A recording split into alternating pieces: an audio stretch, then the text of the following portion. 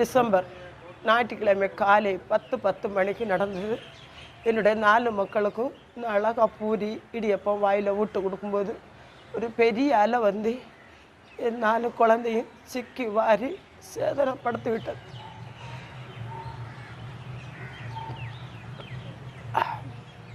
எனக்கு சுனாமின்னு தெரியாது. ஒரு குடம் தண்ணி எடுக்க வெளியே போயிருந்தேன். தண்ணி எடுத்துகிட்டு வரும்போது அலை கடலை கண்டு பயந்து பிள்ளைங்களை கொண்டு வீட்டுக்குள்ளே சேர்த்தேன்.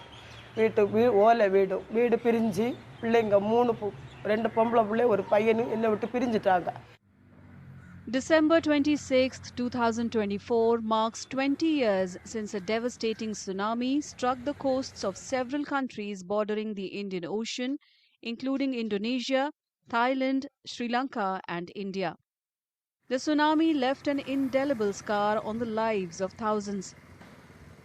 In Tamil Nadu's Kanyakumari, survivors recall being struck by towering waves which seemed to rise to the skies, sweeping away children, pregnant women and the elderly in moments. The hardest hit families were in Kulachal and Kottilpadu, where entire households were wiped out.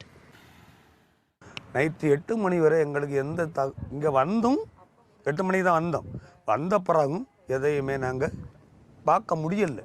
காலையில் 10 மணிக்கு பிறகு தான் எல்லாரையுமே பணமாக தான் பிள்ளைங்களெல்லாம் தூக்கி எங்களை தந்தாங்க. இது உங்கள் தங்கச்சி, இது மூத்த தங்கச்சி, இது சின்ன தங்கச்சி, இது உங்கள் சித்தப்பா அப்படின்னு சொல்லி தந்தாங்க. அதுதான் 26 பேர். அப்பாவுடைய குடும்பமும் அம்மாவுடைய குடும்பமும் 26 பேர்.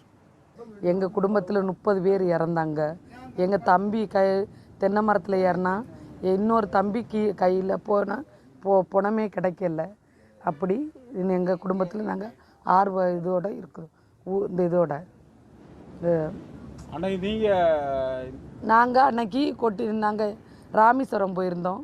அதனால ஊரில் இல்லை. ராமேஸ்வரம் போயிருந்தனால நாங்கள் தப்புனோம். உடனே வந்தோம், வண்டி பிடிச்சி வந்து எல்லாரையும் பார்த்து எடுத்து அழுது புலம்பி நாங்கள் கிடந்தோம். The natural disaster, one of the deadliest in recorded history, claimed approximately 230,000 lives across 14 countries.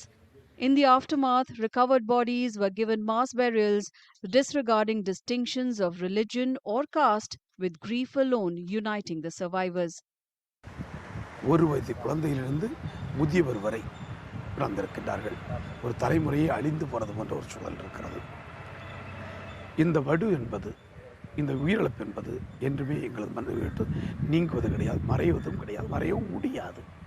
எனவே தான் ஒவ்வொரு ஆண்டும் அந்த நாளை, சுனாமி நினைவு நாளை நாங்கள் துக்க நாளாகவும், ஒட்டுமொத்த ஊர் மக்களும் மீன்பிடி தொழிலுக்கு செல்வதை தவிர்த்து விட்டு அன்றைய நாள் அஞ்சலி செலுத்துகின்ற நாளாக நாம் கடைபிடித்து வந்து கொண்டிருக்கிறோம். Though fishing communities affected by the disaster have tried to rebuild their lives, the tsunami's shadow still looms large, making recovery a slow and difficult journey. இந்த மக்களை இந்த கடல் அள்ளி நேரடியாக அந்த கனாலில் கொண்டு போட்டதனால் அந்த சகதியிலிருந்து மக்கள் மீண்டும் வெளியே போய் தங்களை காப்பாற்றிக் கொள்ள இயலாத நிலைமை.